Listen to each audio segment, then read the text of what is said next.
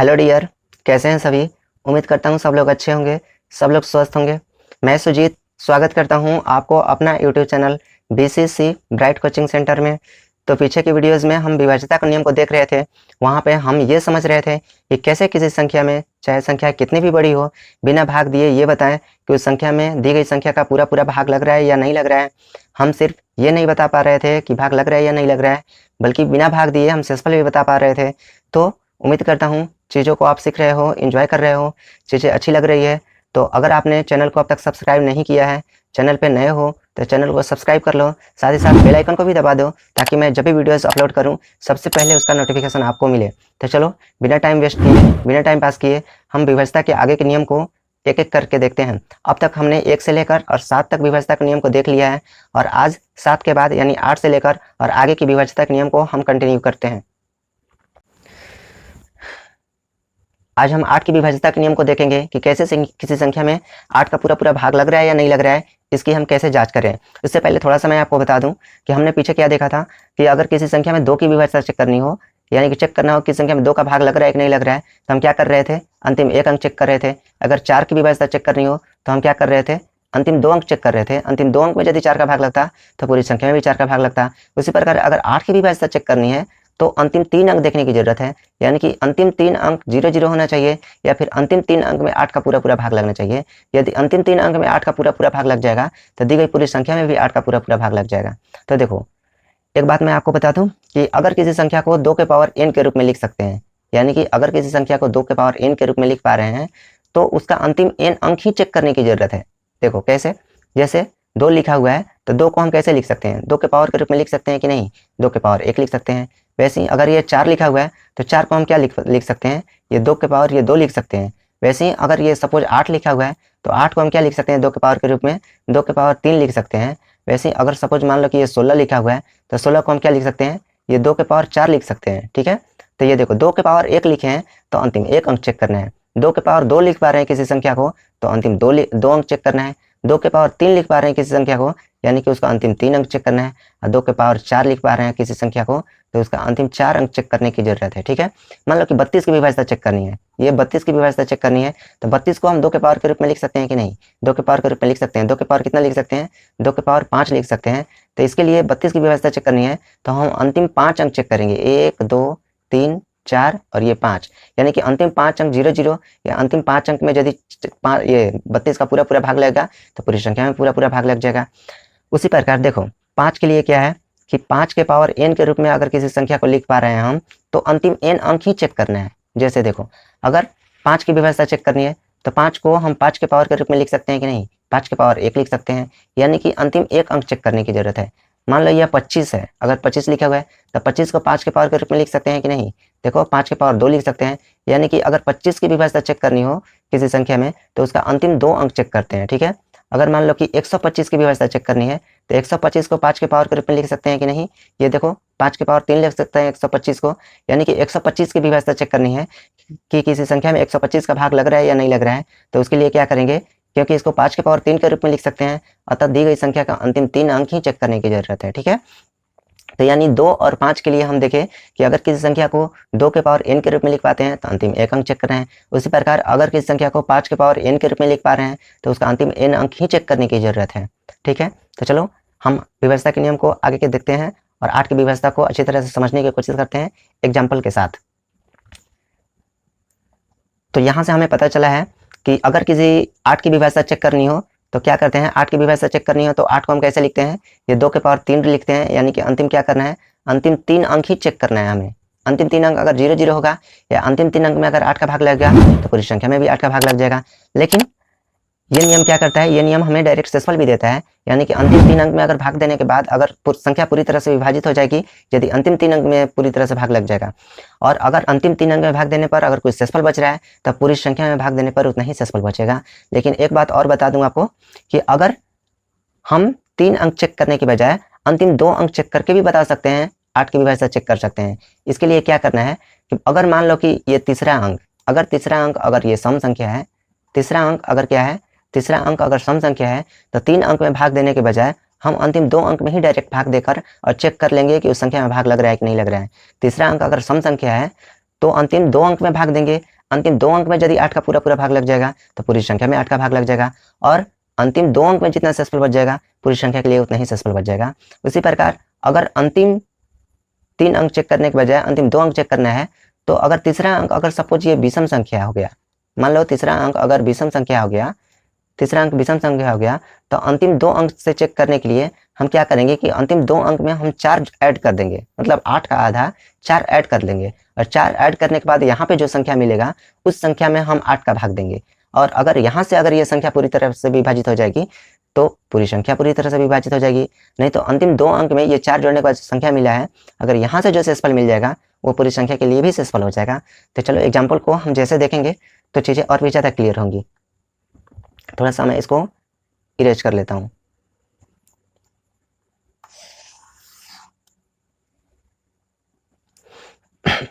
तो देखो यहाँ 5000 लिखा हुआ है, इसका अंतिम 3 अंक क्या है, अंतिम 3 अंक ये तो 00 है, अंतिम 3 अंक 00 है, तो हमने क्या देखा था कि अंतिम 3 अंक 00 हो या फिर अंतिम 3 अंक में पूरा पूरा भाग लगेगा तो पूरी संख्या में भी भाग लग जाएगा। तो बताओ यहाँ अंतिम 3 अंक 00 है तो इसमें 8 का पूरा पूरा भाग लगेगा, यानी कि यहाँ से 8 का अगर इसमें भाग दिया जाए तो शेषफल कितना बचेगा, ये 0 बच जाएगा। ठीक है, अब देखो यहाँ पे अंतिम 3 अंक देखो, तो अंतिम 3 अंक देखेंगे अगर सिर्फ तो ये 024 लिखा हुआ है, यानी क्या लिखा हुआ है, ये 024 लिखा हुआ है। तो ये 24 के आगे अगर आप 0 लगा दोगे कितना भी, तो ये तो 24 ही रहेगा, कोई नहीं फर्क पड़ता है। तो यानी सिर्फ हमको 24 में भाग देने की जरूरत है 8 का, तो अगर 24 में अगर 8 का भाग देंगे तो 8 तरीके 24 पूरा पूरा भाग लग रहा है, यानी कि अंतिम 3 अंक में पूरा पूरा भाग लग रहा है, तो दी गई पूरी संख्या में भी पूरा पूरा भाग लगेगा 8 का, यानी कि शेषफल कितना बचेगा, ये 0 बच जाएगा। यहाँ पे देखो अंतिम 3 अंक क्या है, अंतिम 3 अंक 00 है, तो अंतिम 3 अंक 00 है तो इसमें 8 का पूरा पूरा भाग लगेगा, यानी कि यहाँ से शेषफल आपको कितना मिल सकता है, भाग दोगे तो शेषफल कितना मिलेगा, 0 मिलेगा। देखो यहाँ पे क्या है, अंतिम 3 अंक चेक करना है, 8 की विभाज्यता के लिए अंतिम 3 अंक चेक करना है, तो अंतिम 3 अंक कितना है, 976 है, 976 है। तो 976 में आपको 8 की भाग देने की जरूरत है, सिर्फ 976 में 8 का भाग देते हैं, तो 976 में ये 8 का भाग देते हैं तो कितना आएगा बताओ, ये 8 कम क्या हो जाएगा, ये 8 हो जाएगा, 9 में से 8 जाएगा तो 1 बचेगा, और 1 में 7 उतर जाएगा तो 17 हो जाएगा। यहाँ 8 दूनी कितना हो जाएगा, ये 16 हो जाएगा, और यहाँ से कितना बच जाएगा, 1 बच जाएगा, और 1 पे ये 6 उतर जाएगा, तो फिर 8 दूनी कितना हो जाएगा, ये 16 हो जाएगा। यानी कि क्या हो गया, अंतिम 3 अंक में तो 8 का पूरा पूरा भाग लग गया, तो इस प्रकार पूरी संख्या में भी 8 का पूरा पूरा भाग लगेगा, और इस प्रकार यहाँ पे शेषफल कितना बचेगा, शेषफल 0 बचेगा। एक बार और मैंने आपको बताया था, एक बात और बताया था, क्या बताया था कि हम अंतिम 3 अंक चेक करने के बजाय हम अंतिम 2 अंक से भी बता सकते हैं, सिर्फ अंतिम 2 अंक से भी बता सकते हैं। इसके लिए क्या करना है कि यहाँ पे तीसरा अंक अगर विषम संख्या है, तीसरा अंक अगर विषम संख्या है तो अंतिम 2 अंक में आपको 4 जोड़ देना है, यानी कि अंतिम 2 अंक में 8 का आधा यानी कि 4 जोड़ देना है। तो बताओ 76 में 4 जोड़ दो, तो 76 में 4 जोड़ देंगे कितना आ जाएगा, 80 आ जाएगा। तो अब ये 80 में 8 का भाग दे दो, 80 में 8 का भाग देंगे तो ये पूरा पूरा भाग लग गया, यानी कि दी गई संख्या में क्या हो जाएगा, पूरा पूरा भाग लग जाएगा। अगर मान लो कि तीसरा अंक अगर ये सम संख्या होता तो हम कुछ भी नहीं करते, यानी कि यहाँ 4 जोड़ने की भी जरूरत नहीं थी, हम डायरेक्ट क्या कर लेते, अंतिम 2 अंक में भाग देते, और यहाँ से जो पूरा पूरा भाग लगता तो पूरी संख्या में भाग लगता, नहीं तो यहाँ से जो शेषफल मिलता वही पूरी संख्या के लिए शेषफल होता। तो चलो और भी एग्जाम्पल को देखते हैं तो चीजें और भी क्लियर हो जाए। यहाँ संख्या 52,026 लिखा हुआ है, तो 8 का चेक करने के लिए क्या करते हैं, हम अंतिम 3 अंक देखते हैं। तो अंतिम 3 अंक क्या लिखा हुआ है, 026 लिखा हुआ है, मतलब 0 का तो कोई मतलब नहीं है, फिर 26 लिखा हुआ है, तो 26 में हम 8 का भाग देते हैं तो कितना हो जाएगा, 8 तरीके 24 हो जाएगा। यहाँ तो शेषफल कितना बच जाएगा, अंतिम 3 अंक में शेषफल कितना बच रहा है, 2 बच रहा है, यानी कि अंतिम 3 अंक में अगर 8 का भाग नहीं लग रहा है तो पूरी संख्या में भी 8 का भाग नहीं लगेगा, और इस प्रकार यहाँ शेषफल कितना बच जाएगा, तो 8 तरीके 24 हो रहा था, यहाँ से अगर 2 शेषफल बच रहा था तो पूरी संख्या में भाग देंगे तो 2 ही शेषफल बचेगा। ठीक है, यहाँ पे देखो अंतिम 3 अंक में भाग देने की जरूरत है, तो अंतिम 3 अंक में भाग देंगे तो बताओ 200 में 8 के भाग देने की जरूरत है, तो 200 में 8 के भाग देते हैं, हम मन ही मन भाग देते हैं, तो ये 8 दूनी 16 हो जाएगा, तो 20 में से 16 जाएगा तो 4 बच जाएगा, और 4 पे 0 उतर जाएगा तो 40 हो जाएगा, तो 8 5 40 हो जाएगा, यानी कि अंतिम 3 अंक में यहाँ 8 का पूरा पूरा भाग लग रहा है, तो दी गई संख्या में भी पूरा पूरा 8 का भाग लगेगा, और इस प्रकार यहाँ शेषफल कितना बचेगा, यहाँ 0 शेषफल बचेगा। ठीक है, अब देखो हम क्या बोल रहे थे कि अंतिम 3 अंक चेक करने के बजाय हम अंतिम 2 अंक भी चेक कर सकते हैं। इसके लिए क्या करना है कि तीसरा अंक देखना है, तीसरा अंक यदि विषम संख्या है तो हमें 8 का आधा 4 जोड़ना पड़ता था, और तीसरा अंक यदि सम संख्या है तो डायरेक्ट हम क्या करेंगे, 2 अंक में ही 8 का भाग देंगे। तो 2 अंक कितना है, 2 अंक तो 0 है, सिर्फ 2 अंक क्या है, 0 है, तो सिर्फ 0 में 8 का भाग देने की जरूरत है। तो किसी भी 0 में अगर 0 में किसी भी संख्या का भाग देते हैं तो कितना आता है, 0 आता है, यानी कि पूरा पूरा भाग लग रहा है, 0 बार में भाग लग रहा है, तो यहाँ से क्या हो जाएगा, शेषफल क्या हो जाएगा, 0 हो जाएगा। अब देखो यहाँ पे क्या लिखा हुआ है, 25,428 लिखा हुआ है, इसमें चेक करना है 8 की विभाज्यता, तो हम पहला क्या कर सकते हैं कि अंतिम 3 अंक में 8 का भाग लगाते, अंतिम 3 अंक में आपको 8 का भाग लगा के दिखाते हैं। तो अंतिम 3 अंक में 8 का भाग लगाएंगे तो 8 × 40 हो जाएगा, और यहाँ से 2 बचेगा और 2 पे 8 उतर जाएगा तो 28 हो जाएगा, तो 8 3 के 24 हो जाएगा। तो पूरा पूरी भाग नहीं लग रहा है, तो इस संख्या में भी 8 का पूरा पूरा भाग नहीं लगेगा। और यहाँ से शेषफल कितना बच रहा था, यहाँ से अंतिम 3 अंक में भाग देने के बाद शेषफल बच रहा था, ये 4 शेषफल बच रहा था। तो पूरी संख्या में भी भाग देने के बाद कितना शेषफल बचेगा, ये 4 ही शेषफल बचेगा। बताओ पूरी संख्या में भाग देने के बाद कितना शेषफल बचेगा, 4 ही शेषफल बचेगा। दूसरा कैसे बता पा रहे थे हम कि अंतिम 3 अंक चेक करने के बजाय हम अंतिम 2 अंक से भी बता सकते हैं। कैसे, अगर यहाँ पे तीसरा अंक अगर सम संख्या हो तो डायरेक्ट 2 ही अंक में भाग दे दो, डायरेक्ट 2 ही अंक में भाग दे दो। तो 2 अंक क्या है, 28 है, तो 28 में ही 8 का भाग दे दो। 8 3 के 24 होता है, भाग नहीं लग रहा है अंतिम 2 अंक में, तो क्या हो जाएगा, भाग नहीं लगेगा पूरी संख्या में। और भाग नहीं लगेगा तो 28 में कितना शेषफल बच रहा था, 4 शेषफल बच रहा था, तो पूरी संख्या के लिए 4 ही शेषफल होगा। ठीक है, यहाँ पे चेक करना है 75,368 लिखा हुआ है, अंतिम 3 अंक चेक करना था, लेकिन अंतिम 3 अंक चेक करने के बजाय हम अंतिम 2 अंक से ही बताना चाहते हैं। तो इसके लिए क्या करना है, ये तीसरा अंक देखना है, तीसरा अंक क्या है, विषम संख्या है, तो क्या करेंगे अंतिम 2 अंक में 4 ऐड कर देना है, 4 जोड़ देना है, 8 का आधा 4 जोड़ देना है, तो 68 में 4 जोड़ दो आप, तो 68 में 4 जोड़ेंगे कितना हो जाएगा, 68 आदू 70 आदू कितना हो जाएगा 72, यानी कि 68 में अगर 4 जोड़ेंगे तो कितना हो जाएगा, ये 72 हो जाएगा। तो 72 में 8 का भाग दे दो, तो 8 9 कितना होता है 72 होता है, यानी कि अंतिम 2 अंक में क्या हो रहा है, 8 का पूरा पूरा भाग लग रहा है, तो ये पूरी संख्या में भी 8 का पूरा पूरा भाग लगेगा। और इस प्रकार यहाँ शेषफल कितना बचेगा, ये 0 शेषफल बचेगा। अब चलो अगला चेक करते हैं, ये 35,672 लिखा हुआ है, तो क्या चेक करते हैं हम, अंतिम 3 अंक चेक करते हैं 8 की विभाज्यता के लिए, लेकिन 3 अंक के बजाय हम 2 अंक से भी बता सकते हैं। यहाँ पे देखो ये तीसरा अंक क्या है, सम संख्या है, तो सम संख्या है तो डायरेक्ट 2 अंक में ही भाग दे दो, अंतिम 2 अंक में ही भाग दे दो, यानी कि अंतिम 2 अंक कितना है, ये 72 है, तो 72 में ही भाग दे दो, तो 8 9 कितना होता है 72 होता है, यानी कि अंतिम 2 अंक में 8 का पूरा पूरा भाग लग रहा है, तो दी गई संख्या में भी पूरा पूरा भाग लगेगा। और इस प्रकार यहाँ शेषफल कितना बचेगा, ये 0 शेषफल बचेगा। ठीक है, 35,754 में चेक करना है 8 का पूरा पूरा भाग लगता है कि नहीं लगता है, तो हम क्या करना है, अंतिम 3 अंक ऐसे तो चेक करते हैं, लेकिन 3 अंक चेक करने के बजाय 2 अंक से ही बता सकते हैं, लेकिन इसके लिए क्या करना है, ये तीसरा अंक पे थोड़ा सा ध्यान देना है। तीसरा अंक क्या है, ये विषम संख्या है, तो फिर अंतिम 2 अंक में क्या करना पड़ेगा, यहाँ पे 4 ऐड करना पड़ेगा पहले तो बताओ 54 है, अंतिम 2 अंक तो 54 है, तो अंतिम 2 अंक में 4 जोड़ लो, तो 54 में 4 जोड़ दो, बताओ कितना हो जाएगा, 54 में 4 जोड़ देंगे तो कितना हो जाएगा, ये 58 हो जाएगा। अब 58 में 8 का भाग दो, तो 8 साथ कितना होता है 56 होता है, तो 58 में तो 8 का पूरा पूरा भाग नहीं लग रहा है, तो यहाँ संख्या में पूरा पूरा भाग नहीं लगेगा, शेषफल कितना बचेगा, तो सिर्फ 58 में ही 8 का भाग दो, तो 8 साथ 56 होता है, यहाँ से कितना शेषफल बच रहा है, 2 शेषफल बच रहा है, तो पूरी संख्या में भाग देने के बाद 2 ही शेषफल बचेगा। ठीक है, चलो आप भाग देकर चेक कर सकते हो कि सच में 2 शेषफल बच रहा है या फिर नहीं बच रहा है। यहाँ पे 50,272 लिखा हुआ है, इस संख्या में भाग देना है, तो क्या करते हैं अंतिम 3 अंक चेक करते हैं, लेकिन 3 अंक के बजाय 2 अंक से ही बताना है हमें, तो फिर तीसरा अंक पे हमें क्या ध्यान देना है, तीसरा अंक पे ध्यान देना है कि सम संख्या है या फिर विषम संख्या है।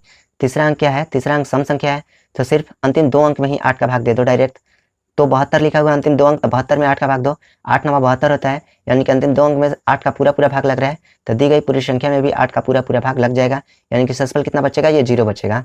अब बताओ ये देखो तो ये क्या लिखा हुआ है, अंतिम 3 अंक इसमें क्या है, अंतिम 3 अंक तो 0 0 है, तो इसमें तो 8 का पूरा पूरा भाग लगता है, 8 का पूरा पूरा भाग लगेगा, यानी कि यहाँ शेषफल कितना बचेगा, यहाँ शेषफल तो 0 बचेगा। ठीक है, चलो अब मैं 1 2 संख्या को आपको रियल में भाग देके चेक करके भी बता देता हूँ।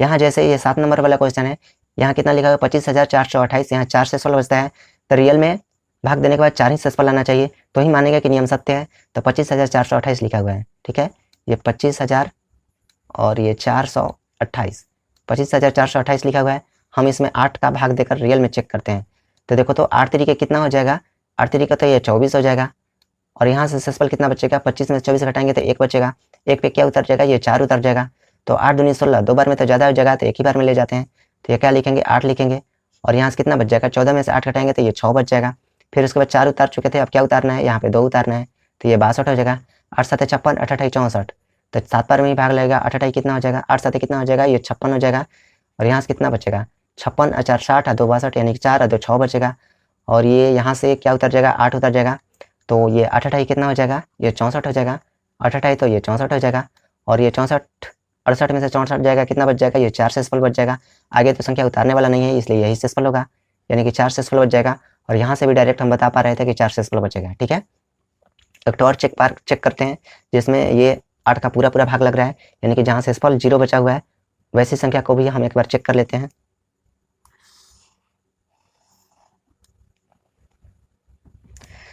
तो देखो 35,672 को एक बार चेक कर लेते हैं। 35,672, ये 35,672, 35,672 को चेक करते हैं। नियम से चेक करने के बाद इसमें कितना सेसफल बचा था, इसमें 0 सेसफल बचा था, तो भाग देने के बाद 0 ही सेसफल बचे। देखते हैं बचता है कि नहीं बचता है। 8 से 48 24, 8 चौके कितना होता है 32 होता है, तो 8 चौके कितना हो गया, ये 32 हो गया। 35 में से 32 जगह कितना बचेगा, यहाँ 3 बचेगा, और 3 पे 6 उतर गया, 36 हो गया। तो फिर 8 चौके कितना हो जाएगा, ये 32 हो जाएगा। 36 में से 32 जगह कितना बचेगा, यहाँ पे 4 बच जाएगा, और फिर उसके बाद कितना उतर जाएगा, ये 7 उतारना है अब हमें। तो 8 5 40, 8 6 48, ज़्यादा हो जाएगा 6 बार में, तो 8 5 40, 5 बार में ही भागा लगेगा, 8 5 40 हो जाएगा। और यहाँ से 47 में से 40 जाएगा, कितना सेसफल बचेगा 7। 7 पे फिर क्या उतारना है, ये लास्ट अंक उतारना है, ये 2 उतारना है, तो 72 हो गया। तो 8 9 कितना हो जाएगा, 8 9 72 हो जाएगा। और इस प्रकार क्या लग रहा है, इस संख्या में पूरा पूरा भाग लग रहा है। और वही नियम से भी हम बता पा रहे थे कि यहाँ संख्या में क्या लगेगा, पूरा पूरा भाग लगेगा, और सेसफल कितना बचेगा, ये 0 बचेगा। तो इस प्रकार हमने क्या देखा कि किसी संख्या में 8 की विभाज्यता चेक करने के लिए अंतिम 3 अंक में भाग देने की जरूरत होता है। अंतिम 3 अंक में यदि 8 का भाग लगेगा तो पूरी संख्या में 8 का भाग लगेगा। अदरवाइज अंतिम 3 अंक से जितना सेसफल बचेगा पूरी संख्या में भाग देने पर उतना ही सेसफल बचेगा। लेकिन 3 अंक चेक करने के बजाय हम 2 अंक से भी बता पा रहे थे। इसके लिए क्या करना होता है कि अगर तीसरा अंक अगर विषम संख्या है तो इसके लिए क्या करना है, अंतिम 2 अंक में पहले 4 जोड़ लेना है, उसके बाद भाग देकर चेक करना है। और तीसरा अंक अगर सम संख्या है तो डायरेक्ट 2 अंक में ही सिर्फ भाग देना है, इसमें कुछ भी संख्या को जोड़ने की जरूरत नहीं है, डायरेक्ट 2 अंक में हम भाग देते हैं। और यहाँ से 2 अंक में यदि भाग लगता है तो पूरी संख्या में लगता है, और नहीं तो यहाँ से जितना सेसफल बचता है पूरी संख्या के लिए उतना ही सेसफल बचता है। तो चलो आगे के नियम को हम देखते हैं। तो अब हमें 9 की विभाज्यता चेक करनी है, यानी कि चेक करना है, बिना भाग दिए चेक करना है, बताना है कि किसी संख्या में 9 का भाग लग रहा है कि नहीं लग रहा है, और नहीं लग रहा है तो सेसफल कितना बच रहा है। तो जैसे 3 की विभाज्यता हम देखे थे उसी प्रकार 9 की विभाज्यता भी काम करता है। यानी कि 3 की विभाज्यता के लिए हम क्या देखे थे कि दी गई संख्या के अंकों को पहले हम क्या कर लेते हैं, जोड़ लेते हैं, और जितना अंकों का जोड़ आता है उसमें 3 का भाग देते थे। उसी प्रकार क्या करना है, 9 का विभाज्यता भी वैसा ही काम करता है। यानी कि क्या करेंगे, 9 की विभाज्यता जांच करने के लिए दी गई संख्या के अंकों को पहले हम जोड़ लेते हैं, और चूंकि 9 की विभाज्यता चेक करनी है इसलिए हम अंकों के योग में 9 का भाग देते हैं। और इस प्रकार अगर वो अंकों का योग 9 से पूरी पूरी विभाजित होता है तो संख्या भी पूरी तरह से विभाजित होती है, नहीं तो यहाँ से जितना सेसफल बचता है पूरी संख्या में भाग देने पे उतना ही सेसफल बचेगा। ठीक है, तो चलो हम आगे चेक करते हैं क्या लिखा हुआ है। ये 531 लिखा हुआ है, चेक करना है कि इसमें 9 का पूरा पूरा भाग लगता है कि नहीं लगता है। तो सबसे पहले इसमें अंकों को जोड़ लेते हैं हम। अंकों का जोड़ यहाँ पे कितना आ रहा है, तो 5 और 3 8, और 1 कितना हो जाएगा 9 हो जाएगा। यानी कि अंकों का योग 9 आया है, तो 9 आया तो इसमें 9 का भाग देने की जरूरत है। तो बताओ इसमें 9 का भाग देंगे तो 9 का तो पूरा पूरा भाग लग रहा है। अगर अगर पूरा पूरा भाग लग रहा है, इसके अंकों के योग में 9 का पूरा पूरा भाग लग रहा है, तो दी गई संख्या में भी पूरा पूरा भाग लगेगा। और इस प्रकार इस पूरी संख्या में 9 का भाग देंगे तो सेसफल कितना बचेगा, ये 0 ही सेसफल बचेगा। ठीक है, यहाँ पे अंकों को जोड़ लेते हैं। 7 और 2 कितना होता है 9 होता है, और 5 और 4 कितना होता है 9 होता है। यानी कि 9 9 कितना हो जाएगा, यहाँ अंकों का योग कितना आ रहा है, ये 18 आ रहा है। तो 18 में आप 9 का भाग दे दो, तो 18 में 9 का पूरा पूरा भाग लगता है 2 बार में। यानी कि इसके अंकों के योग में 9 का पूरा पूरा भाग लग रहा है, तो दी गई संख्या में भी पूरा पूरा भाग लगेगा। यानी कि यहाँ से सेसफल कितना बचेगा, अगर सेसफल कितना बचेगा यहाँ से, ये 0 बचेगा। ठीक है, यहाँ अंकों को जोड़ लेते हैं। अगले में 2 में 0 जोड़ेंगे कितना रहेगा, 2 ही रहेगा। फिर 5 जोड़ लेते हैं तो 5 और 2 7 हो जाएगा, 7 और 2 कितना हो जाएगा 9 हो जाएगा। यानी कि इस संख्या में अंकों का योग कितना आ रहा है, ये 9 आ रहा है।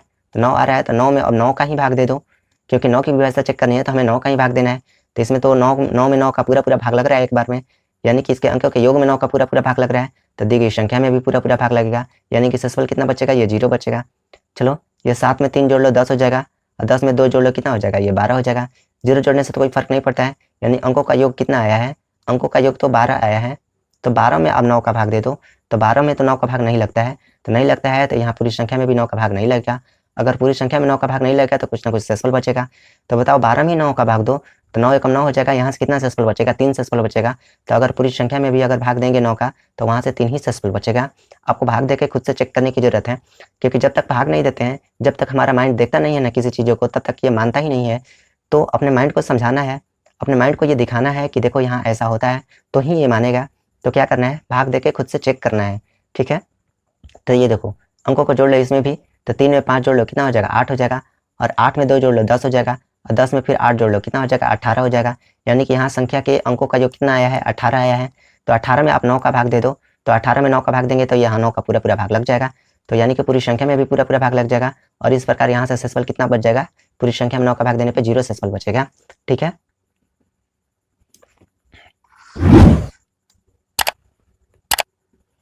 देखो अब ये आगे चेक करना है 6905 में चेक करना है कि 9 का पूरा पूरा भाग लगता है कि नहीं लगता है। तो हम इसमें अंकों का योग निकालते हैं, अंकों का जोड़ निकालते हैं। तो 6 में 9 जोड़ लो, 6 और 9 कितना होता है 15। अब 15 में 5 जोड़ लो तो 15 5 कितना होता है 20 होता है। यानी कि अंकों का योग कितना आया है 20 आया है। तो 20 में आप 9 का भाग दे दो, 20 में 9 का तो पूरा पूरा भाग नहीं लगता है, तो इस संख्या में भी 9 का पूरा पूरा भाग नहीं लगेगा। यानी कि शेषफल कितना बचेगा, तो 20 में ही 9 का भाग दे दो, तो 9 दूनी 18 होता है, यहाँ से 2 शेषफल बच रहा है। तो पूरी संख्या में अगर भाग दोगे तो 2 ही शेषफल बचेगा। चलो इसको मैं आपको चेक करके भी दिखा देता हूँ एक ठो। जैसे 6905 लिखा हुआ है, ये 69 0 और ये 5 लिखा हुआ है।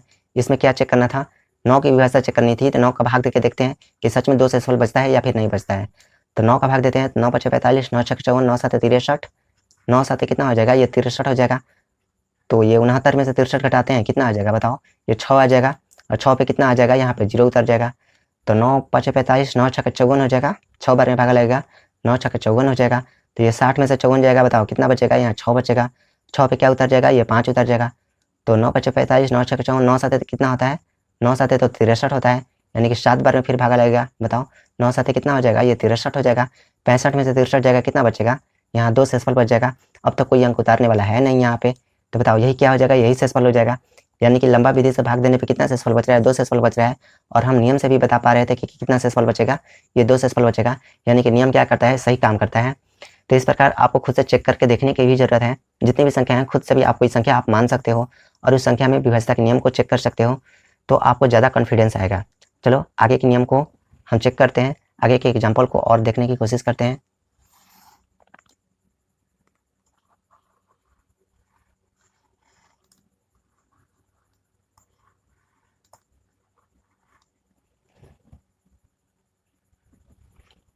तो देखो यहाँ क्या लिखा हुआ है, अंकों को जोड़ लेते हैं। 7 नंबर के क्वेश्चन को देखते हैं, अंकों को जोड़ लेते हैं पहले। 7 और 5 कितना होता है 12, 12 में 8 जोड़ लो कितना हो जाएगा 20, 20 में 7 जोड़ लो तो 27 हो जाएगा। यानी यहाँ अंकों का योग कितना आ रहा है 27 आ रहा है। तो 27 में आप 9 का भाग दे दो, तो 27 में तो 9 का भाग लगता है, 9 तो 27 होता है, पूरा पूरा भाग लगता है। तो दी गई पूरी संख्या में भी आपको ये 9 का पूरा पूरा भाग लगेगा। यानी कि यहाँ से शेषफल कितना बच जाएगा, ये 0 शेषफल बच जाएगा। चलो अगला चेक करते हैं, ये 4 में 0 जोड़ लेंगे तो कितना हो जाएगा 4 ही हो जाएगा। और फिर कितना जोड़ लेंगे 7 जोड़ लेंगे तो 7000 कितना होता है 11 होता है। 11 में 5 जोड़ लो, तो बताओ 11 में 5 जोड़ लेंगे कितना हो जाएगा, ये 16 हो जाएगा। यानी अंकों का योग कितना हो रहा है 16 हो रहा है। यानी कि 7 और 5 कितना हो जाएगा 12, 12 4 16, अंकों का योग 16 आ रहा है। 16 में आप 9 का भाग दे दो, नहीं भाग लगता है, पूरा पूरा भाग नहीं लगता है, तो इस संख्या में भी पूरा पूरा भाग नहीं लगेगा। यानी कि शेषफल कितना बचेगा, तो 9 से 16 में भाग दो, 9 कम 9 हो जाएगा। और यहाँ से कितना शेषफल बचेगा 7 शेषफल बचेगा। तो पूरी संख्या में अगर भाग दोगे आप तो 7 ही शेषफल बचेगा। ठीक है, चलो अगला चेक करते हैं। तो ये 5 और 3 कितना होता है, ये 5 और 3 8 होता है। और ये बताओ 8 और 2 कितना होता है 10 होता है। तो यहाँ तो 10 है और यहाँ कितना है, ये 8 है। तो 10 8 कितना हो जाएगा, ये 18 हो जाएगा। यानी कि संख्या के अंकों का जोड़, संख्या के अंकों का योग 18 आ रहा है। तो 18 में आप 9 का भाग दे दो, तो 9 दूनी 18, यानी कि अंकों के योग में 9 का पूरा पूरा भाग लग रहा है। तो दी गई संख्या में भी पूरा पूरा भाग लगेगा, यानी कि शेषफल कितना बचेगा, ये 0 शेषफल बचेगा। ठीक है, चलो आगे चेक करो। तो ये 8 में पहले कितना जोड़ लो, 2 जोड़ लो तो 10 हो जाएगा। और ये 5 में 3 जोड़ लो 8 हो जाएगा, और ये 2 ये जोड़ लो 10 हो जाएगा। यानी क्या किए, ये 5 में 2 जोड़ लिए तो 7 हो गया, और 7 में 3 जोड़ लिए 10 हो गया, और ये 8 है तो 10 हो गया। 10 10 कितना हो रहा है, यहाँ पे 20 आ रहा है। अंकों का योग कितना हो रहा है 20 हो रहा है।